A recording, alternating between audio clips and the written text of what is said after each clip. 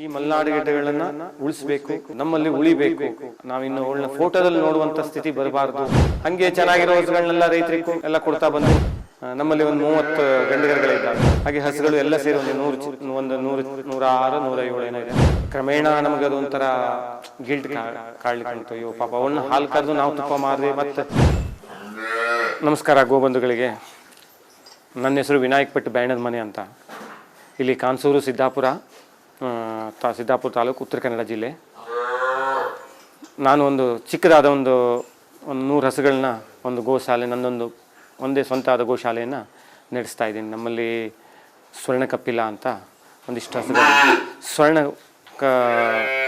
ಸ್ವರ್ಣ ಕಪಿಲ ಹಸುಗಳನ್ನ ನಾನೊಂದು ಇಷ್ಟು ಹಸುಗಳನ್ನ ಮೇಂಟೈನ್ ಮಾಡ್ತೇನೆ. ನಮ್ಮಲ್ಲಿ ಟೋಟಲ್ ಒಂದು 100 ಹಸುಗಳನ್ನ ಸಾಕ್ತಾ ಇದ್ದೀವಿ.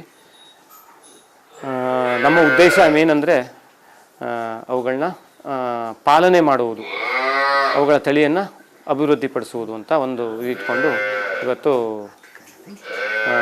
ಅವುಗಳನ್ನ ಸಾಕ್ತಾ ಇದ್ದೀವಿ. ನಾವು ಆ್ಯಕ್ಚುಲಿ ಬೆಂಗಳೂರಲ್ಲಿದ್ದವರು.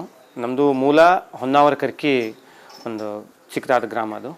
ಅಲ್ಲಿಂದ ಎಜುಕೇಷನ್ ಮುಗಿಸಿ ಹಾಗೆ ಬೆಂಗಳೂರು ಲೈಫಿಂದ ಒಂದು 8 ವರ್ಷ ಬೆಂಗಳೂರು ಲೈಫ್ ಕಳೆದು ಮತ್ತು ಪುನಃ ಇಲ್ಲಿ ಸಿರ್ಸಿ ತಾಲೂಕಿಗೆ ಬಂದು ಈ ಜಾಗವನ್ನು ತಗೊಂಡು ಒಂದು ಚಿಕ್ಕದಾದ ಒಂದು ಗೋಶಾಲೆಯನ್ನು 7 ವರ್ಷದಿಂದ, ಫಸ್ಟ್ ನಮ್ಮಲ್ಲಿ HF ಇತ್ತು, HF ಜೆರ್ಸಿ ಎಲ್ಲ ಇತ್ತು. ಕೊನೆಗೆ ಅದನ್ನು ಕ್ಲೋಸ್ ಮಾಡಿ ಇವುಗಳನ್ನ ಉಳಿಸ್ಬೇಕು. ಈ ಮಲೆನಾಡು ಗಿಡ್ಡ ತಳಿಗಳ ಒಂದು ಅಂತ್ಯ ಸ್ಟೇಜಲ್ಲಿದೆ, ಅಂದರೆ ಆ ಒಂದು ಇದರಲ್ಲಿದೆ ಅಂತ ಬಿಟ್ಟು ಇವುಗಳನ್ನ ಸಾಕಬೇಕು ಅಂತ ಒಂದು ನಿರ್ಧಾರ ತಗೊಂಡು ನಾವು ಇವುಗಳನ್ನ ಒಂದು ಸ್ಟಾರ್ಟ್ ಮಾಡಿದ್ವಿ. ಒನ್ ಟೈಮ್ 10-15 ಹೊಳೆ ಒಂದೇ 3 ಮಂತಲ್ಲಿ ನಮಗೊಂದು 25-30 ಹಾಗೆ ಹೆಚ್ಚಾಗ್ತಾ ನಮ್ಮಲ್ಲಿ ಏನಾಗಿದೆ, ವಯಸ್ಸಾಗಿದ್ದ ಹಸುಗಳನ್ನ ನಾವು ಇಟ್ಕೊಂಡು ಹಾಗೆ ಚೆನ್ನಾಗಿರೋ ಹಸುಗಳನ್ನೆಲ್ಲ ರೈತರಿಗೂ ಎಲ್ಲ ಕೊಡ್ತಾ ಬಂದ್ವಿ. ನಮ್ಮಲ್ಲಿ ಇವಾಗ ಗಂಡುಗರುಗಳು ಅವುಗಳ ಸಂಖ್ಯೆನೇ ಜಾಸ್ತಿ ಇದೆ. ಯಾಕೆಂದರೆ ಗಂಡುಗರುಗಳನ್ನ ಯಾರು ಸಾಕೋರಿಲ್ಲ, ಬಟ್ ತೊಂದರೆ ಇಲ್ಲ, ನಾವು ಅದನ್ನು ಸಾಕ್ತಾ ಇದ್ದೀವಿ. ನಮ್ಮಲ್ಲಿ ಒಂದು 30 ಗಂಡುಗರುಗಳಿದ್ದಾವೆ. ಹಾಗೆ ಹಸುಗಳು ಎಲ್ಲ ಸೇರಿ ಒಂದು 106-107 ಏನೋ ಇದೆ. ಬಟ್ ನಮ್ಮಲ್ಲಿ ಇರುವಂಥದ್ದು ಎಲ್ಲದೂ ವಯಸ್ಸಾಗಿರುವಂಥ ಒಂದು ಹಸುಗಳೇ ನಮ್ಮಲ್ಲಿ ಜಾಸ್ತಿ ಇರುವಂಥದ್ದು. ಯಾಕೆಂದರೆ ಅವುಗಳು ಕಷಾಯ ಕಾರ್ಖಾನೆ ಹೋಗಬಾರ್ದು, ಮತ್ತು ಅವುಗಳಿಂದ ಕಷಾಯ ಕಾರ್ಖಾನೆ ಹೋಗಬಾರ್ದು. ಅವನು ಅಟ್ಲೀಸ್ಟ್ ನಮ್ಮ ಯಾವುದೇ ಒಂದು ಇದಕ್ಕೆ ಸೇರಬಾರ್ದು. ಅದು ಎಷ್ಟು ದಿನ ಅವುಗಳಿಗೆ ಆಯುಷ್ಯ ಏನು ಕೊಟ್ಟಿದ್ದಾನೋ ದೇವರು, ಅದನ್ನು ಅನುಭವಿಸಿ ಹೋಗಬೇಕು. ಆ ಒಂದು ಉದ್ದೇಶದಿಂದ ವಯಸ್ಸಾಗಿದ್ದ ಹಸುಗಳನ್ನೆಲ್ಲ ನಾವು ಇಟ್ಕೊಂಡಿದ್ದೀವಿ. ನಮ್ಮದು ಉದ್ದೇಶ ಏನಂದರೆ, ಮೊದಲೆಲ್ಲ ನಾವು ಹಾಲನ್ನು ಕರೆದು ಈ ತುಪ್ಪಗಳನ್ನು ಮಾಡ್ತಾಯಿದ್ವಿ. ಕ್ರಮೇಣ ನಮಗದು ಒಂಥರ ಗಿಲ್ಟ್ ಕಾಡ್ಲಿಕ್ಕೆ ಅಯ್ಯೋ ಪಾಪ ಅವನ್ನ ಹಾಲು ಕರೆದು ನಾವು ತುಪ್ಪ ಮಾರಿದೆ. ಮತ್ತು ಅದರಿಂದ ಏನು ನಮಗೆ ಅಷ್ಟೊಂದು ಖುಷಿ ಕೊಟ್ಟಿರಲಿಲ್ಲ. ಬಟ್ ಅದನ್ನು ನಾವು ಕೊನೆಗೆ ಕರುಗಳಿಗೆ ಅಷ್ಟು ಹಾಲುಗಳನ್ನು ನಮ್ಮ ಮನೆಗೆ, ನಾಯಿಗಳಿಗೆ, ನಮ್ಮ ಮನೆ ಯೂಸ್ಗಳಿಗೆ ಏನು ಬೇಕೋ ಅದಷ್ಟು ಮಾತ್ರ ನಾವು ಹಾಲನ್ನು ಕರೆದು, ಉಳಿದೆಲ್ಲ ಏನು ಸ್ವಲ್ಪ ಹಾಲು ಇರುವಂಥದ್ದನ್ನು ಯಾವುದೂ ಕರೆಯೋಕ್ಕೆ ಹೋಗಲ್ಲ. ತಕ್ಕ ಮಟ್ಟಿಗೆ ತಾಯಿಗೂ ಸಾಕು, ನಮಗೂ ಸಿಗತ್ತೆ ಅನ್ನೋಂಥ ಹಸುಗಳಲ್ಲಿದ್ದು ಮಾತ್ರ ಅಂತ ಬೆಳಗ್ಗೆ ಒಂದು 4 ಲೀಟ್ರ್ ಹಸುಗಳನ್ನ ಕರಿತೀವಿ. ನಾವು 4 ಲೀಟ್ರ್ ಬೆಳಿಗ್ಗೆ ಕರಿತೀವಿ, ಸಾಯಂಕಾಲ ಒಂದು 4 ಲೀಟ್ರ್ ಕರ್ಕೊಳ್ತೀವಿ. ನಮ್ಮ ಉದ್ದೇಶ ಇಷ್ಟೇ, ಈ ಮಲೆನಾಡು ಗಿಡ್ಡಗಳನ್ನು ಉಳಿಸ್ಬೇಕು. ಅವುಗಳ ಸಂತತಿ ಮುಂದಿನೊಂದು ಏನು ಪೀಳಿಗೆಗೆ ಅವುಗಳು ನಮ್ಮಲ್ಲಿ ಉಳಿಬೇಕು. ಯಾಕೆಂದರೆ ನಾವಿನ್ನು ಅವಳನ್ನ ಫೋಟೋದಲ್ಲಿ ನೋಡುವಂಥ ಸ್ಥಿತಿ ಬರಬಾರ್ದು ಹೇಳೋ ಒಂದು ಮೇನ್ ಉದ್ದೇಶ ಇಟ್ಕೊಂಡು ನಾವು ಅದನ್ನು ಸಾಕ್ತಾ ಇದ್ದೀವಿ. ಸಾಕೋದ್ರಲ್ಲಿ ನಿಮ್ಗೇನು ನೀವು ಕೇಳ್ಬೋದು, ಕೆಲವು ರೈತರು ಏನು ಲಾಭ ಇದೆ ಅಂತ. ಕೆಲವರಿಗೆ ಲೆಕ್ಕಾಚಾರಕ್ಕೆ ಬಂದಾಗ ಅದು ಏನು ಸರ್ ನಿಮ್ಗೆ ಇದರಿಂದ ಏನು ಪ್ರಾಫಿಟ್ ಏನಿದೆ, ಇದರಿಂದ ಏನು ಇನ್ಕಮ್ ನೀವು ತೆಗಿತಾ ಇದ್ದೀರಾ. ಬಟ್ ನಾನು ಮೊದಲೇ ಹೇಳಿದಾಗೆ, ನಾನು ಅದರಿಂದ ಏನನ್ನೂ ಎಕ್ಸ್ಪೆಕ್ಟ್ ಮಾಡ್ತಾ ಇಲ್ಲ. ನನ್ನ ಜೀವನದ ಪ್ರತಿಯೊಂದು ಇದು ಅದನ್ನು ಸೇವೆಗೋಸ್ಕರ ನಾನು ಏನು ದುಡ್ದಿದ್ದೀನೋ ಅವುಗಳಿಗೆ, ನನ್ನಲ್ಲಿ ಬರುವಂಥ ಇನ್ಕಮ್ ಏನಿದೆಯೋ ಅದು ಅವುಗಳಿಗೆ, ತೋಟದಲ್ಲಿ ಬರುವಂಥ ಇನ್ಕಮ್ ಇರಲಿ. ಮತ್ತು ನಾನು ಈ ಹಸುಗಳನ್ನ ಕೆಲವರು ತುಂಬ ಬೆಂಗಳೂರು ಅಲ್ಲಿಂದ ಬರ್ತಾರೆ, ತಮಗೊಂದು ಮಲೆನಾಡು ಗಿಡ್ಡ ಕೊಡಿ. ಯಾಕೆಂದರೆ ಮಲೆನಾಡು ಗಿಡ್ಡ ವ್ಯಾಲ್ಯೂ ತುಂಬ ಇದೆ, ಗಣನೀಯವಾಗಿ ಎಷ್ಟು ಬೇಡಿಕೆ ಇದೆ ಅಂದರೆ ಇವತ್ತು ಅದನ್ನು ನಮ್ಮ ಹತ್ರ ಕಂಟ್ರೋಲ್ ಮಾಡೋಕ್ಕಾಗಲ್ಲ. ಹಾಗಾಗಿ ನಾವು ಅದನ್ನು ಸ್ವಲ್ಪ ದೂರನೇ ಇದ್ದೀವಿ. ಅಷ್ಟು ಹಸುಗಳಿಗೆ ಬೇಡಿಕೆ ಇದೆ. ಆದರೆ ನಾವು ಏನು ಮಾಡ್ತೀವಿ, ನಾವು ಅಂಥ ಒಂದು ಸಾಕ್ತಾರೆ ಅಂತ ಒಂದು ಪ್ರೀತಿನ ಸಾಕೊಂಡು ತುಂಬ ಇದು ಮಾಡಿದಾಗ ನಾವು ಅವರಿಗೆ ಹಸುಗಳನ್ನು ತಂದು ಕೊಡ್ತೀವಿ. ವಾರಕ್ಕೊಂದು 5-6 ಹಸುಗಳು ತಂದು ಇಟ್ಟಿರ್ತೀವಿ. ಯಾರು ಬರ್ತಾರೆ ತನಗೊಂದು ಹಸು ಕೊಡಿದ, ನಾವು ಅವಾಗ ಏನು ಮಾಡ್ತೀವಿ ಕೇಳಿದ್ರೆ, ಆ ಹಸುಗಳಿಗೆ ನಮ್ಮ ಗೋಶಾಲೆ ವತಿಯಿಂದ ನಾವು ಅದನ್ನು ಓಡಾಡಿ ನಾವು ಅದನ್ನು ಚಾಯ್ಸ್ ಮಾಡಿ. ಯಾಕೆಂದರೆ ನಾವು ಅದರಲ್ಲಿ ಈ ಕೆಲವೊಂದು ಗಲಾಟೆ ಮಾಡೋದು, ತುಂಬ ಫೆರೋಸಿಯಸ್ ಇರೋದು, ಅವನ್ನೆಲ್ಲ ನಾವು ಇಟ್ಕೊಳ್ತೀವಿ. ತುಂಬ ಸೈಲೆಂಟ್ ಇದ್ದರೆ ಅದು ರೈತರಿಗೆ ಕೊಡ್ತೀವಿ. ಅದನ್ನು ನಮ್ಮ ಗೋಶಾಲೆಗೆ ನಾವು ಅದರಿಂದ ಒಂದು ಹಸುವಿನ ಮೇಲೆ 2,000 3,000 ಚಾರ್ಜ್ ಮಾಡ್ತೀವಿ. ಅದನ್ನು ನನ್ನ ತಂದು ನಿಮಗೆ ಚಾಯ್ಸ್ ಮಾಡಿ ತಂದು ಕೊಟ್ಟಿದ್ದಕ್ಕೆ. ಅದನ್ನು ಮತ್ತು ನಮ್ಮ ಒಂದು ಸ್ವಂತಕ್ಕೆ ಅದನ್ನು ಆ ಹಣವನ್ನು ಉಪಯೋಗಿಸುವುದಿಲ್ಲ, ಒಂದು ಗೋಶಾಲೆಗೆ. ಯಾಕೆಂದರೆ ನಮಗೆ ವರ್ಷಕ್ಕೆ 12ರಿಂದ 12.5 ಲಕ್ಷ ಖರ್ಚಿದೆ. ಫರ್ ಮಂತ್ 1,10,000 ರೂಪಾಯಿ, 10,000ರಿಂದ 20,000ವರೆಗೂ ನಮಗೆ ಪ್ರತಿ ತಿಂಗಳು ಖರ್ಚಿದೆ. ನಮ್ಮ ತೋಟದಲ್ಲಿ ಬಂದು ಇನ್ಕಮ್ ಒಂದು 6ರಿಂದ 7 ಲಕ್ಷ. ಆ ಉಳಿದ ಹಣಗಳಿಗೆ ನಾವು ಬೇರೆ ಏನಾದರೂ ಒಂದು ಆಲ್ಟರ್ನೇಟ್ ಮಾಡಲೇಬೇಕು. ಹಾಗಾಗಿ ನಾವೇನು ಮಾಡ್ತೀವಿ ಕೇಳಿ, ಇದು ಒಂದು. ಮತ್ತು ನಾವು ಸ್ವಂತ ಬೇರೆ ಬೇರೆ ಏನಾದರೂ ಒಂದು ಸಣ್ಣ ಪುಟ್ಟ ಕೆಲಸಗಳು ಮಾಡ್ಕೊಂಡು ನಾವು ಅದನ್ನು ಒಂದು ವರ್ಷಕ್ಕೆ ಮನೆಗೆ ಇದನ್ನು ನಾವು ನಮ್ಮ ಮನೆಗೆ 1.5 ಲಕ್ಷ ಮನೆ ಯೂಸಿಗೆ, ಉಳಿದಷ್ಟು ಗೋವಿಗಳಿಗೆ ಅಷ್ಟೇ. ಎಲ್ಲರೂ ನಾನು ಹೇಳಬೇಕು ಅಂದರೆ ಎಲ್ಲರೂ ಒಂದೊಂದು ಗೋಗಳನ್ನ ಸಾಕೋದ್ರಿಂದ ಇಷ್ಟೊಂದು ಹಸುಗಳನ್ನ ಒಬ್ಬರೇ ಸಾಕುವಂಥ ಸಂದರ್ಭ ಬರೋದಿಲ್ಲ. ಮನೇಲಿ ಒಂದು ಗೋವನ್ನು ಸಾಕು.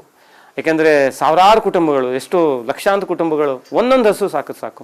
ಇವತ್ತು ಅವುಗಳ ಸಂಖ್ಯೆ ಮತ್ತೆ ಪುನಃ ಗಣನೀಯವಾಗಿ ಮಲೆನಾಡು ಗಿಡ್ಡವನ್ನು ನಮ್ಮಲ್ಲಿ ಮಲೆನಾಡಲ್ಲಾಗಲಿ ಕರಾವಳಿಯಲ್ಲಾಗಲಿ ಅದನ್ನು ಸಂಖ್ಯೆಯನ್ನು ಏರಿಸ್ಬೋದು.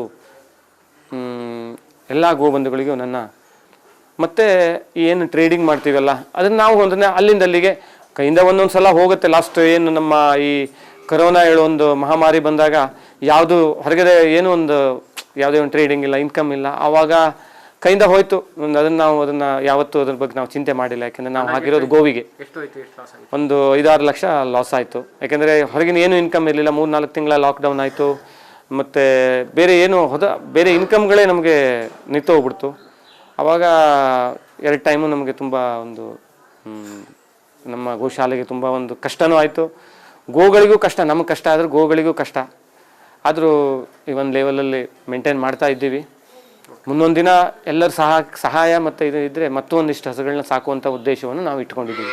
ನಮ್ಮಲ್ಲಿ ನಮ್ಮದು ಮೇನ್ ಇರೋದೇ ಅಷ್ಟು ಹಸುಗಳು ಮಲೆನಾಡು ಗಿಡ್ಡದಲ್ಲಿ ನಮ್ಮಲ್ಲಿ ಒಂದು ಸ್ವರ್ಣ ಕಪಿಲಾಳು ಒಂದು ಅಪರೂಪ ಅಂದರೆ ಭೂಮಿ ಮೇಲೆ ತುಂಬ ಅಪರೂಪವಾದ ಒಂದಿಷ್ಟು ಬ್ರೀಡ್ಗಳು ಹಸುಗಳಿದ್ದಾವೆ. ಅವುಗಳನ್ನ ನಮ್ಮಲ್ಲಿ ತುಂಬ ಗಣನೀಯ ಮಾಡಿದ್ವಿ. ಅಷ್ಟು ಕರುಗಳನ್ನ, ಯಾಕೆಂದರೆ ಅದು ವರ್ಷಕ್ಕೆ ಇಷ್ಟು ಹಸುಗಳಿದ್ರು 1-2 ಕರುಗಳು ನಮ್ಮ ಸಿಗ್ತವೆ. ಬಟ್ ನಮ್ಮ ಆತ್ಮೀಯರು ಒಂದು ಕರು ಕೊಡಿ, ಅದು ಸ್ವರ್ಣ ಕಪಿಲಾನೆ. ಯಾಕೆಂದರೆ ಅಷ್ಟೊಂದು ವ್ಯಾಲ್ಯೂ ಇರುವಂಥ ಬ್ರೀಡ್ ಆಗಿದ್ದಕ್ಕೆ ನಮ್ಮಲ್ಲಿ ಇವತ್ತು ಅವುಗಳ ಕರುಗಳನ್ನ ನಾವು ಡೆವಲಪ್ ಮಾಡೋಕ್ಕಾಗಿಲ್ಲ. ಯಾಕೆಂದರೆ ಫ್ರೆಂಡ್ಗಳೆಲ್ಲ ಬಂದವರು ಎತ್ಕೊಂಡು ಹೋಗಿರ್ತಾರೆ. ಮತ್ತು ಶ್ವೇತ ನಮ್ಮಲ್ಲಿ ವೈಟ್ ಕಲರ್, ಮಲೆನಾಡು ಗಿಡದಲ್ಲಿ ಅತಿ ವೈಟ್ ಕಲರ್ ಇರುವಂಥದ್ದು ನಮ್ಮಲ್ಲಿ ತುಂಬ ಇದೆ. ಅವುಗಳನ್ನು ತುಂಬ ಅಪರೂಪವಾದಂಥ ಒಂದು ಬ್ರೀಡ್ಗಳು. ಮತ್ತು ಕಪಿಲ ಅಂತ ಫುಲ್ಲು ಕಪ್ಪು ಇರುವಂಥದ್ದು, ಅವುಗಳು ತುಂಬ ಅಪರೂಪ. ಬಟ್ ಸ್ವಲ್ಪ ನಮ್ಮಲ್ಲಿ ಮಲೆನಾಡು ಗಿಡದಲ್ಲಿ ಅವುಗಳು ಸ್ವಲ್ಪ ಹೇರಳವಾಗಿ ಸಿಗ್ತವೆ. ಕಪ್ಪು ಹೇಳೋದೊಂದು ಸ್ವಲ್ಪ ಹೇರಳವಾಗಿ ಸಿಗ್ತವೆ.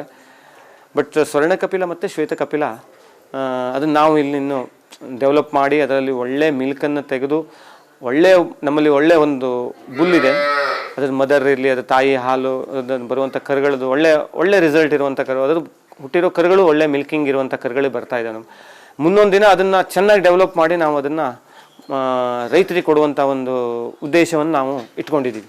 ನಂದು ಆ್ಯಕ್ಚುಲಿ ಡಿಪ್ಲೊಮೊ. ನಾನೊಂದು ನಮ್ಮ ಮಾವವ್ರ ಕಂಪ್ನಿಯಲ್ಲಿ, ಕನ್ಸ್ಟ್ರಕ್ಷನ್ ಕಂಪ್ನಿ ಅವ್ರದ್ದು ಯಾವುದೋ ಒಂದು ಕಂಪ್ನಿಯಲ್ಲಿ ವರ್ಕ್ ಮಾಡ್ತಾಯಿದ್ದೆ. ನನ್ನ ಮಿಸ್ಸಸ್ಸು HP ಸಾಫ್ಟ್ವೇರ್ ಇಂಜಿನಿಯರ್ ಆಗಿದ್ಲು. ನಮ್ಮಿಬ್ಬರದ್ದು ಸೇರಿ ಒಂದು ತಿಂಗಳಿಗೆ 1.25 ಲಕ್ಷವರೆಗೂ ಇನ್ಕಮ್ ಇತ್ತು ನಮಗೆ. ಒಂದು 7-8 ಇಯರ್ಸ್ ಬ್ಯಾಕ್ 1.25 ಲಕ್ಷ ಇಬ್ಬರಲ್ಲೂ ದುಡಿಮೆ ಇತ್ತು. ಬಟ್ ನಮ್ಗೆ ಅವತ್ತು ದುಡಿಮೆಗಿಂತ ಹೆಚ್ಚು ನಮ್ಮ ಮಕ್ಕಳ ಬಗ್ಗೆ ನಾವು ಚಿಂತೆ ಮಾಡಿದಾಗ ನಾವು ಆ ಸಿಟಿ ಲೈಫ್ ಬೇಡ, ಅವುಗಳು ಒಳ್ಳೆ ವಾತಾವರಣದಲ್ಲಿ ಬೆಳೀಲಿ, ನಮ್ಮೊಟ್ಟಿಗೆ. ಯಾಕೆಂದರೆ ನಾವು ಬೆಳಗ್ಗೆ ಹೋಗೋದು, ನಮ್ಮ ಮಿಸ್ಸಸ್ ಎಷ್ಟೊತ್ತಿಗೆ ಹೋಗೋದು, ನಾವು ಎಷ್ಟೊತ್ತಿಗೆ ಬರೋದು, ಮಕ್ಕಳು ಎಷ್ಟೊತ್ತಿಗೆ, ಪಾಪ ಅವರು ತಂದೆ ತಾಯಿ ನೋಡುವಾಗ ನಿದ್ರೆ ಅವರಿಗೆ. ಅಂದರೆ ತಂದೆ ಯಾರೋ ಅವರಿಬ್ಬರನ್ನು ಬಾಂಧವ್ಯಗಳು ಆ ಒಂದು ದಿನಗಳನ್ನು ಕಳೀಲಿಕ್ಕೆ ಅವರಿಗೇನು ಟೈಮನ್ನು ನಮ್ಮೊಟ್ಟಿಗೆ ಸ್ಪೆಂಡ್ ಮಾಡೋಕ್ಕಾಗಲ್ಲ. ಆ ಒಂದು ಉದ್ದೇಶದಿಂದ ಅವರು ನಮ್ಮೊಟ್ಟಿಗೆ ಚೆನ್ನಾಗಿ ಬೆಳಿಬೇಕು. ನಮ್ಮನ್ನು ಬಾಂಧವ್ಯ ನಾವು ಏನು ಬೆಳೆಸಿರ್ತೀವಿ ಅವರು ನೆಕ್ಸ್ಟ್ ಅವ್ರ ಜನ್ರೇಷನಿಗೆ ಅದೇ ಥರ ಮಕ್ಕಳನ್ನ ಪ್ರೀತಿಯಿಂದ ಸಾಕ್ತಾರೆ ಹೇಳೋ ಒಂದು ಮನೋಭಾವ ಇಟ್ಕೊಂಡು ನಾವು ಮಕ್ಕಳಿಗೋಸ್ಕರ ನಾವು ಈ ಹಳ್ಳಿಗೆ ಬಂದು ಸೆಟ್ಲಾದ್ವಿ. ಬಟ್ ಇಲ್ಲಿ ಬಂದ ಮೇಲೆ ಇದ್ರ ಮುಂದಿನ ಇನ್ನು ಜೀವನ ಇಲ್ಲ. ಅಷ್ಟು ಖುಷಿಯಾಗಿದ್ದೀವಿ, ಹೆಲ್ದಿ ಆಗಿರಲಿ, ಫ್ರೀಡಮ್ ಆಗಿರಲಿ. ಯಾವುದೇ ಒಂದು ನಮ್ಮ ಹತ್ರ ಇವತ್ತು ಕೋಟಿ ದುಡಿಲಿಕ್ಕಾಗದೇ ಇರ್ಬೋದು, ಲಕ್ಷ ದುಡಿಲಿಕ್ಕಾಗದೇ ಇರ್ಬೋದು, ಬಟ್ ಆರೋಗ್ಯ ಮತ್ತು ಖುಷಿನ ಅದನ್ನು ಬೆಲೆ ಕಟ್ಟೋಕ್ಕಾಗದಷ್ಟು ಖುಷಿಲಿದ್ದೀವಿ ನಾವು. ಇಲ್ಲ ಬಂದು ಇಲ್ಲಿ ಯಾರು ನಮ್ಮ ಮೀಡಿಯೇಟ್ರ್ ಇರ್ತಾರಲ್ಲ ಅವ್ರನ್ನ ಇದು ಮಾಡಿ ಸಂಪರ್ಕ ಮಾಡಿ ಇಲ್ಲಿ ಎಲ್ಲೆಲ್ಲಿ ಜಾಗಗಳಿದೆ ನಮಗೆ ಸೂಟೇಬಲ್. ಯಾಕೆಂದರೆ ನಮ್ಮ ಉದ್ದೇಶ ಹಳ್ಳಿಗೆ ಬಂದ ಮೇಲೆ ಹಸುಗಳನ್ನ ಸಾಕಬೇಕು ಅಂತ ಇತ್ತು, ಅಂದರೆ ನಮ್ಮ ಉದ್ದೇಶ. ಬಟ್ ಈ ಮಲೆನಾಡು ಗಿಡ್ಡಗಳು ದೇಶೀಯ ಆಕಳು ಸಾಕಬೇಕು ಅಂತ ಅಂದರೆ ಮೊದಲೇ ಒಂದು ಆಲೋಚನೆ ಇರಲಿಲ್ಲ. ಬಟ್ ಅದು ಯಾವುದೋ ಕಾರಣಾಂತರದಿಂದ ಅವುಗಳನ್ನ ನೋಡಿಕೊಂಡು ಅವುಗಳ ಮೇಲೆ ಒಂದು ಪ್ರೀತಿ ಮತ್ತು ಅವುಗಳ ಸ್ಥಿತಿ ನೋಡಿ ನಾವು ಇದನ್ನು ಚಾಯ್ಸ್ ಮಾಡಿದ್ವಿ, ಏನು ಇವು ಸಾಕಬೇಕು ಅಂತ.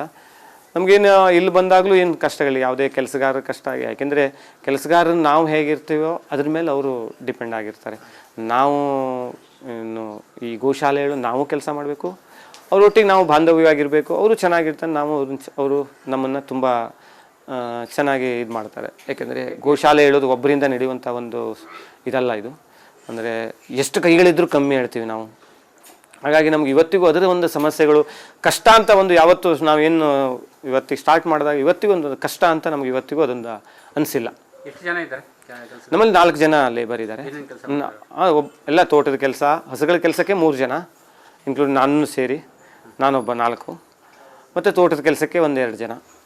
ಇಷ್ಟು ಜನ ನಮ್ಮಲ್ಲಿ ವರ್ಕ್ ಮಾಡ್ತಾರೆ ಡೈಲಿ ವೇಜಸ್. ತುಂಬ ಖುಷಿ ಇದೆ ರೀ. ನಾವು ಈ ಹಳ್ಳಿ ಲೈಫು ಇಷ್ಟು ಚೆನ್ನಾಗಿರುತ್ತೆ ಅಂತಲೂ, ನಾನು ಕಳೆದದ್ದು ಹಳ್ಳಿಲೇ, ಬಟ್ ಆ ಊರಿಗಿಂತನೂ ಹೆಚ್ಚು ಖುಷಿ ಇಲ್ಲ ನಾನು. ಅಂದರೆ ಇಷ್ಟು ಹಸುಗಳು ಮೊದಲು ನಮ್ಮಲ್ಲೂ ಹಸುಗಳಿದ್ದು ಸಾಕ್ತಾ ಇದ್ದೆ, ಪ್ರೀತಿ ಇತ್ತು, 1-2 ಹಸುಗಳು 4 ಹಸುಗಳು. ಬಟ್ ಈ 100 ಹಸುಗಳನ್ನ ಒಟ್ಟಿಗೆ ನಾನಿರುವಾಗ ತುಂಬ ನಾನು ಹೆಮ್ಮೆ ಪಡ್ತೀನಿ. ತುಂಬ ನಾನೊಬ್ಬ ಲಕ್ಕಿ ಮನುಷ್ಯ ಅಂತ. ಹಾಂ, ನನ್ನ ಇದಕ್ಕೆ ಆ್ಯಕ್ಚುಲಿ ದೇಶಿ ತಳಿ ಮಲೆನಾಡು ಗಿಡ್ಡದ ಬಗ್ಗೆ ಇಂಟ್ರೆಸ್ಟ್ ನನ್ನ ವೈಫೇ ಆ್ಯಕ್ಚುಲಿ. ಅವಳೇನೆ ಅದ್ರ ಬಗ್ಗೆ ತುಂಬ ಒಂದು ಪ್ರೀತಿ ಮತ್ತು ಅದ್ರ ಬಗ್ಗೆ ತುಂಬ ಅಕ್ಕರೆ ಅದನ್ನು ಮಾಡಬೇಕು ಹೇಳೋ ಇಂಟ್ರೆಸ್ಟ್ ತಗೊಂಡು ಹಳ್ಳಿಗೆ ಬರೋಕ್ಕೂ ಅವಳೇನೆ ಫಸ್ಟು. ಅದರಲ್ಲೂ ಈ ಗೋಗಳನ್ನ ಸಾಕೋಕ್ಕೆ ಚಾಯ್ಸ್ ಮಾಡಿದ್ದು ಅವಳೇನೆ.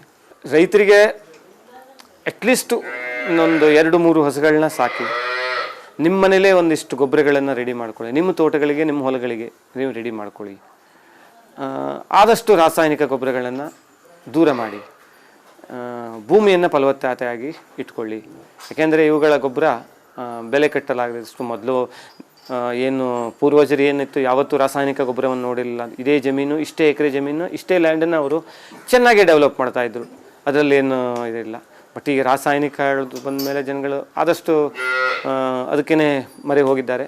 ನಾವು ಹೇಳೋದಿಷ್ಟೇ, ಆದಷ್ಟು ಗೋವುಗಳ ಗೊಬ್ಬರ ಅವುಗಳನ್ನ ಸಾಕಿ ಅವುಗಳ ಗೊಬ್ಬರ ತಗೊಂಡು ನಿಮ್ಮ ಹೊಲದಲ್ಲಿ ಚಿನ್ನ ಬೆಳ್ಕೊಳ್ಳಿ ಇಷ್ಟೇ ಹೇಳಲಿಕ್ಕೆ ನಾನು. ಇಲಾಖೆಯಿಂದ ಏನಾದರೂ ಸಹಾಯ ಸಿಕ್ಕಿತ್ತಾ? ಇಲ್ಲ, ನಾನು ಇವತ್ತಿಗೂ ಯಾವುದೇ ಒಂದು ಇಲಾಖೆಗೂ ಒಂದು ಅದ್ರ ಬಗ್ಗೆ ನಾನು ಯಾವುದೇ ಒಂದು ಅರ್ಜಿ ಆಗಲಿ ಯಾವುದೇನು ಕೊಟ್ಟಿಲ್ಲ. ಯಾಕೆಂದರೆ ನನ್ನ ಹತ್ರ ಇಷ್ಟು ದಿನವರೆಗೂ ಇಷ್ಟು ದಿನ ನಾನು ಅದನ್ನು ಸಾಕಬಲ್ಲೆ ಹೇಳೋ ಒಂದು ಲಾಸ್ಟ್ ಕೊರೋನಾದಲ್ಲಿ ಅನಿಸಿತ್ತು ನಾನು ಕೊಡಬೇಕಿತ್ತು ಅಂತ. ಅಲ್ಲಿ ತನಕ ನನಗೇನು ಯಾವುದೇ ಒಂದು ಗೌರ್ಮೆಂಟಿಗೆ ಯಾವುದೇ ಒಂದು ಅಪ್ಲಿಕೇಶನ್ ಹಾಕಿಲ್ಲ. ನನ್ನಲ್ಲಿ ನನಗೆ ಸಹಾಯಧನ ಬೇಕು ಆ ಥರ ಏನು ನನ್ನ ಉದ್ದೇಶ ಅವ್ನು ಸಾಕಬೇಕು, ನನ್ನದೇ ಒಂದು ಇರೋದಕ್ಕೋಸ್ಕರ ನಾನು ನಂದು ರಿಜಿಸ್ಟ್ರೇಷನು ನನ್ನದೇ ಆದ ಒಂದು ಗೋಶಾಲೆ, ಇದು ರಿಜಿಸ್ಟರ್ಡ್ ಗೋಶಾಲೆ. ಎಲ್ಲ ಒಂದು ಗೋಶಾಲೆಗೆ ಎಲ್ಲದೂ ಏನು ನಮ್ಮಲ್ಲಿ 12A 10A ಎಲ್ಲದನ್ನು ಮಾಡಿಸಿಟ್ಕೊಂಡಿದ್ದೀನಿ. ಬಟ್ ಇವತ್ತಿಗೂ ನಾನು ಯಾರಿಗೂ ಅಂದರೆ ಏನು ಡೊನೇಷನ್ಗೋಸ್ಕರ ಇದು ಮಾಡಿಲ್ಲ. ನಮ್ಮಲ್ಲಿ ಇನ್ನು ಮುಂದೇನಾದರೂ ನಾವು ಹಿಂಗೆ ತುಂಬ ಹಸುಗಳಾದಾಗ ಅವಾಗ ನಾವು ಈ ಗೋಭಕ್ತರನ್ನ ಒಂದು ಸಂದರ್ಶನ ಮಾಡು, ಅಂದರೆ ಅವ್ರನ್ನ ಮೀಟ್ ಮಾಡಿ ಅವ್ರು ನಮ್ಮ ಗೋಶಾಲೆಗಳಿಗೆ ಯಾವುದೇ ಒಂದು ಇದು ಮಾಡುವಂಥ ಒಂದು ಮುಂದಿನ ಒಂದು ದಿನದ ಒಂದು ಇದಿದೆ, ಮತ್ತು ಹಸುಗಳನ್ನ ಜಾಸ್ತಿ ಮಾಡಬೇಕು ಅಂತ ಒಂದು ಪ್ಲ್ಯಾನ್ ಇಟ್ಕೊಂಡಿದ್ದೀವಿ. ಅಲ್ಲ, ಅದು ಏನಾಗಿದೆ ಅಂದರೆ ಗೋ ಸಂರಕ್ಷಣೆ ಮಾಡ್ತಾ ಇದ್ದೀರಿ. ಹೌದು, ಅದು ಏನಾಗಿದೆ ಅಂದರೆ ಈ ಸರ್ಕಾರದಿಂದ ಒಂದು ಯಾರು ಈಗ ಯಾವುದೇ ಡಿಪಾರ್ಟ್ಮೆಂಟ್ ಆಗಲಿ, ಪೊಲೀಸ್ ಡಿಪಾರ್ಟ್ಮೆಂಟ್ ಆಗಲಿ, ಸರ್ಕಾರದಿಂದ ಎಲ್ಲವನ್ನೂ ನಾನು ಕಾಪಾಡ್ತೇನೆ ಅಂತ ಹೇಳೋದು ಕಷ್ಟ. ಯಾಕೆಂದರೆ ನಾವೊಂದು ದಾರಿ ಹಿಡಿದಾಗ ಮತ್ತು ಅವನು ಒಂದು ದಾರಿ ಹಿಡಿದಿರ್ತಾನೆ, ಅದನ್ನು ಕದ್ದೊಯ್ಯೋದು ಹೇಗೆ ಅಂತ. ಆದರೆ ನಾವು ಆದಷ್ಟು ಕಟಕರಿಗೆ ಕೊಡಬೇಡಿ ಅಂತ ಹೇಳಬಲ್ಲೆ. ಯಾಕೆಂದರೆ ಇದು ಸರ್ಕಾರದಿಂದಾಗಲಿ ಅಥವಾ ಯಾವುದೇ ಒಂದು ಪೊಲೀಸ್ ಡಿಪಾರ್ಟ್ಮೆಂಟಿಂದ ಅದನ್ನು ಬಂದ್ ಮಾಡಿಸ್ತೇನೆ ಹೇಳೋದೊಂದು ಅದು ಸಮನೆ ಅಲ್ಲ. ನಾವು ಜನಗಳು ಅದನ್ನು ಅರ್ಥಕೊಂಡು ಅದನ್ನು ಆದಷ್ಟು ಅದನ್ನು ಬಂದ್ ಮಾಡಬೇಕು ಅಂತ ನಾನು ಇಷ್ಟು ಹೇಳಬಲ್ಲೆ. ನಮಸ್ತೆ, ನನ್ನ ಹೆಸರು ಪೂರ್ಣಿಮಾ ಭಟ್ ಅಂತ. ನಾವಿಲ್ಲಿ ಬೇಣದ ಮನೆಯಲ್ಲಿ ಸ್ವರ್ಣಕಪಿಲ ಗೋಮಂದಿರ ಅಂತ ಒಂದು ಗೋಶಾಲೆಯನ್ನು ನಡೆಸ್ತಾ ಇದ್ದೀವಿ. ಕಳೆದ 7 ವರ್ಷಗಳಿಂದ ಈ ಗೋಶಾಲೆಯನ್ನು ನಡೆಸ್ಕೊಂಡು ಬಂದಿದ್ದೀವಿ. ನಾವು ಮೊದಲು ಬೆಂಗಳೂರಲ್ಲಿ ಜಾಬ್ ಮಾಡ್ತಾ ಇದ್ವಿ 7 ವರ್ಷದ ಹಿಂದೆ. ಆಮೇಲೆ ಪೇಟೆ ಜೀವನ ಸಾಕು ಅಂತ ಅನಿಸಿ ಅಲ್ಲಿ ಬೆಂಗಳೂರಿಂದ ಬಿಟ್ಟು ಬಂದು ಇಲ್ಲಿ ಹಳ್ಳಿಯಲ್ಲಿ ಸ್ವಲ್ಪ ಜಮೀನು ಖರೀದಿ ಮಾಡಿ ಇಲ್ಲಿ ಕೃಷಿ ಜೊತೆಗೆ ಗೋವುಗಳನ್ನು ಸಾಕ್ತಾ ಇದ್ದೀವಿ. ಈ ಗೋವುಗಳ ಕೆಲಸ ನಮಗೆ ತುಂಬ ಇಲ್ಲಿ ಬಂದ ಮೇಲೆ ನೆಮ್ಮದಿ ಖುಷಿಯನ್ನು ಕೊಟ್ಟಿದೆ. ನಮ್ಮ ದಿನಚರಿ ಹೇಗಿರುತ್ತೆ ಅಂದರೆ ಬೆಳಿಗ್ಗೆ 4:15ಇಂದನೇ ಶುರುವಾಗುತ್ತೆ. ಎದ್ದು ದನಗಳ ಸಗಣಿ ತೆಗೆಯೋದು, ಹಾಲು ಕರೆಯೋದು, ನೆಕ್ಸ್ಟು ಅವುಗಳಿಗೆ ಹುಲ್ಲೆಲ್ಲ ಹಾಕಿ ನೆಕ್ಸ್ಟ್ ಅವುಗಳನ್ನು ಮೇಯಲಿಕ್ಕೆ ಬಿಡ್ತಾರೆ. ಮೇಯಲಿಕ್ಕೆ ಬಿಟ್ಟಾದಮೇಲೆ ಕೊಟ್ಟಿಗೆನೆಲ್ಲ ಕ್ಲೀನ್ ಮಾಡೋ ಕೆಲಸ ಇರುತ್ತೆ. ಅದೆಲ್ಲ ಆದಮೇಲೆ ದನಗಳು ಮೇವೆಲ್ಲ ತಿಂದು ಮಿಂದ್ಕೊಂಡು ಮಧ್ಯಾಹ್ನ ವಾಪಸ್ ಬರ್ತವೆ. ದನಗಳನ್ನೆಲ್ಲ ಹೊಡ್ಕೊಂಡು ಬರ್ತಾರೆ. ನೆಕ್ಸ್ಟ್ ಅವುಗಳಿಗೆ ಮತ್ತೆ ಫೀಡಿಂಗ್ ಕೊಡ್ತೇವೆ. ಅದಾದಮೇಲೆ ಮತ್ತೆ ಪುನಃ ಸಂಜೆ ಅವುಗಳ ಹಾಲು ಕರೆದು ಮತ್ತೆ ಅವುಗಳಿಗೆ ಹುಲ್ಲೆಲ್ಲ ಹಾಕಿ ಇಷ್ಟು ಕೆಲಸ ಇರುತ್ತೆ ದನಗಳ ಕೆಲಸ ಅಂದರೆ. ನಮಗೆ ಏನಂದರೆ ನಾವು ನಮ್ಮ ಯಜಮಾನರು ವಿನಾಯಕ್ ಭಟ್ ಅವರು ಮಾಡೋ ಎಲ್ಲ ಕೆಲಸಗಳಿಗೆ ಪ್ರೋತ್ಸಾಹವನ್ನು ಕೊಡ್ತೇನೆ. ಮನೆಯಲ್ಲಿ ಬರೋ ಎಲ್ಲ ಆಳುಗಳಿಗೆ ಊಟ ತಿಂಡಿ ಎಲ್ಲ ವ್ಯವಸ್ಥೆಯನ್ನು ಮಾಡಿಕೊಡ್ತೇವೆ. ಮತ್ತು ಮನೆ ಜವಾಬ್ದಾರಿ, ಮಕ್ಕಳ ಜವಾಬ್ದಾರಿ ಎಲ್ಲದನ್ನು ನಾನೇ ನೋಡ್ಕೊಳ್ತಾ ಇದ್ದೆ. ಈ ಕೆಲಸ ತುಂಬ ಖುಷಿ ಕೊಡ್ತಾ ಇದೆ ನಮಗೆ. ಇಲ್ಲ, ಲಾಭ ಅಂತ ಏನಿಲ್ಲ. ನಾವು ದುಡ್ದಿದ್ದನ್ನಷ್ಟು ನಾವು ಗೋವುಗಳನ್ನು ಸಾಕಲಿಕ್ಕೆ ಅಂತ ಬಳಸ್ತಾ ಇದ್ದೇವೆ. ಲಾಭದ ದೃಷ್ಟಿಯಿಂದ ಮಾಡ್ತಾ ಇಲ್ಲ, ನಾವು ಗೋ ಸೇವೆ ಅಂತ ಮಾಡ್ತಾ ಇದ್ದೀವಿ. ಮುಂಚೆ ನಾನು ಸಾಫ್ಟ್ವೇರ್ ಇಂಜಿನಿಯರ್ ಆಗಿದ್ದೆ HP ಕಂಪನಿಯಲ್ಲಿ ಬೆಂಗಳೂರಲ್ಲಿ ವರ್ಕ್ ಮಾಡ್ತಾ ಇರುವಾಗ. 5 ವರ್ಷ ಕೆಲಸ ಮಾಡಿದ್ದೇನೆ. ಆರಾಮ್ ಡ್ಯೂಟಿ ಆಗಿತ್ತು. ಬಟ್ ಆ ಸಿಟಿ ಲೈಫು ಟೆನ್ಷನ್ ಅದೆಲ್ಲ ಬೇಡ ಅಂತ ಮಕ್ಕಳು ಒಂದು ಹಳ್ಳಿ ವಾತಾವರಣದಲ್ಲಿ ಬೆಳೀಲಿ, ಮಕ್ಕಳಿಗೆ ಚಿಕ್ಕಂದಿನಿಂದಾಗಲೇ ಒಳ್ಳೆ ಅಂದರೆ ಗೋವುಗಳೊಟ್ಟಿಗೆ ಒಡನಾಟ ಇರಲಿ ಅಂತ ಆ ಸಿಟಿ ಲೈಫ್ ಬೇಡ ಅಂತ ಇಲ್ಲಿ ಬಂದು ಇದು ಮಾಡಿ. ಅಡಿಕೆ ಕೃಷಿ ಇದೆ. ಅಡಿಕೆ 2 ಎಕರೆ ಅಡಿಕೆ ತೋಟ ಇದೆ, ಕಾಳುಮೆಣಸು ಇದೆ. ಅದರಿಂದ ಬಂದಿರೋ ಎಲ್ಲ ಉತ್ಪನ್ನನೂ ಈ ಗೋವುಗಳಿಗೋಸ್ಕರನೇ ಹಾಕ್ತಾ ಇದ್ದೇವೆ. ನಾವು ಮಕ್ಕಳನ್ನ ಗೌರ್ಮೆಂಟ್ ಸ್ಕೂಲಿಗೆ ಕಳಿಸ್ತಾ ಇದ್ದೀವಿ. ಆದಾಯ ಇದರ ಖರ್ಚಿನ ಬಗ್ಗೆ ಚಿಂತೆ ಮಾಡ್ತಾ ಇಲ್ಲ. ಗೌರ್ಮೆಂಟ್ ಸ್ಕೂಲಿಗೆ ಕಳಿಸೋದ್ರಿಂದ ಮಕ್ಕಳ ಎಜುಕೇಷನ್ ಖರ್ಚು ಇವಾಗ ನಮಗೆ ಇಲ್ಲ. ಮತ್ತು ಗೋವು ಸೇವೆ ಮಾಡೋದ್ರಿಂದ ಗೋವುಗಳ ಆ ಪುಣ್ಯ ನಮ್ಮನ್ನು ಕಾಪಾಡ್ತದೆ ಅನ್ನೋ ಬಲವಾದ ನಂಬಿಕೆ ನಮ್ಮದು. ಹಾಗಾಗಿ ಮಾಡ್ತಾ ಇದ್ದೀವಿ. ಈ ತಳಿ ನಶಿಸಿ ಹೋಗ್ತಾ ಇದೆ. ಮಲೆನಾಡು ಗಿಡ್ಡ ಅಂದರೆ ಪ್ಯೂರ್ ಬ್ರೀಡ್ ಸಿಗ್ತಾ ಇಲ್ಲ. ಅಂದರೆ ಮಲೆನಾಡು ಗಿಡ್ಡ ಹೇಗಂದರೆ ಅತಿ ಸಾಮಾನ್ಯವಾದ ರೈತನೂ ಸಾಕುವಂಥ ತಳಿ ಅದು. ಅಂದರೆ ವಿಶೇಷ ಆರೈಕೆ, ಅವುಗಳಿಗೆ ರೋಗ ಏನು ಬರುವುದಿಲ್ಲ. ಬಿಟ್ಟರೆ ಹೋಗಿ ಮೆಂದ್ಕೊಂಡು ಬರ್ತವೆ. ಅವುಗಳಿಗೆ ಡಾಕ್ಟರ್ ಟ್ರೀಟ್ಮೆಂಟ್ ಅಂತ ಏನೂ ಬೇಕಾಗೋದಿಲ್ಲ. ಏನು ಬೆಟ್ಟ ಗುಡ್ಡದಲ್ಲಿ ಏನು ಬೆಳೆದಿರುತ್ತೋ ಅದನ್ನೆಲ್ಲ ತಿಂದ್ಕೊಂಡು ಬರ್ತವೆ. ಅದರ ಹಾಲು ತುಂಬ ಔಷಧಿ ಗುಣದಿಂದ ಹೊಂದಿರ್ತದೆ. ಹಾಗೆ ಪ್ರತಿಯೊಂದು ಬಡ ರೈತನೂ ಸಾಕಬಹುದಾದಂಥ ತಳಿ. ಆ ತಳಿಯನ್ನು ಅಭಿವೃದ್ಧಿ ಮಾಡಿ ನಾವು ರೈತರಿಗೆ ಸಹಾಯ ಮಾಡಬೇಕು ಅನ್ನೋ ಉದ್ದೇಶವನ್ನು ಹೊಂದಿದ್ದೇವೆ. ಇಲ್ಲಿ ಎಷ್ಟೋ ಜನ ಸುತ್ತಮುತ್ತ ರೈತರಿಗೆಲ್ಲ ಒಳ್ಳೆ ಹಾಲು ಕೊಡೋ ದನವನ್ನು ಕೊಟ್ಟಿದ್ದೇವೆ. ಅವರು ಸಾಕಿ ಹಾಲು ಡ್ರೈ ಆದಮೇಲೆ ನಮಗೆ ವಾಪಸ್ ತಂದು ಕೊಡ್ತಾರೆ. ಇಲ್ಲಿ ಮಕ್ಕಳಿಗೆ ಈಗ ಹಾಲು ಬೇಕಂತ ಬರ್ತಾರೆ. ಅವರಿಗೆ ನಾವು ಹಾಲನ್ನು ಕೊಡೋ ಬದಲಿಗೆ ಹಸುವನ್ನೇ ಕೊಡ್ತೇವೆ. ಈ ಮಕ್ಕಳಿರೋರ ಮನೆಗೆ ಹಸುವನ್ನು ತೊಗೊಂಡು ಹೋಗಿ ಸಾಕಿ ಆ ಹಾಲನ್ನೆಲ್ಲ ಕರೆದು ಹಾಲು ಡ್ರೈ ಆದಮೇಲೆ ನಮಗೆ ವಾಪಸ್ ಹಸುವನ್ನು ತಂದು ಕೊಟ್ಟರೆ ಸಾಕು ಅಂತ. ಹೀಗೆ ತುಂಬ ಜನರಿಗೆ ಹಸುಗಳನ್ನು ಕೊಟ್ಟಿದ್ದೇವೆ. ಹಸು ಹಾಲು ಎಷ್ಟು ಟೈಮ್ ಕೊಡ್ತದೆ ಅಷ್ಟುವರೆಗೆ ಇಟ್ಕೊಳ್ತಾರೆ. ಸಾಧಾರಣ ಒಂದು 6-7 ತಿಂಗಳು ಹಾಲು ಕೊಡ್ತವೆ. ಅಷ್ಟು ಸಮಯ ಇಟ್ಕೊಂಡು ಆಮೇಲೆ ವಾಪಸ್ ತಂದು ಕೊಡ್ತಾರೆ. ನಾವು ಅವು ವಾಪಸ್ ತಂದು ಕೊಟ್ಟ ಮೇಲೆ ನಾವು ಅದರ ಪಾಲನೆಯನ್ನು ನಾವು ಮಾಡ್ತೇವೆ. ನಮ್ಮದಿಲ್ಲಿ ಹೋರಿ ಇದೆ. ನಮ್ಮದು ನ್ಯಾಚುರಲ್ ಆಗೇ ಇದಾಗತ್ತೆ. ಮತ್ತು ಪುನಃ ಗಬ್ಬ ಕಟ್ಟಿ ಅವು ಮತ್ತೆ ಹಾಲು ಕರಿವಲ್ಲಿವರೆಗೆ ನಾವೇ ಸಾಕ್ತೇವೆ. ಮತ್ತು ಪುನಃ ಯಾರಾದರೂ ಹೀಗೆ ಹಾಲಿನ ರಿಕ್ವೈರ್ಮೆಂಟ್ ಇರೋರು ಬರುವಾಗ ಅವರಿಗೆ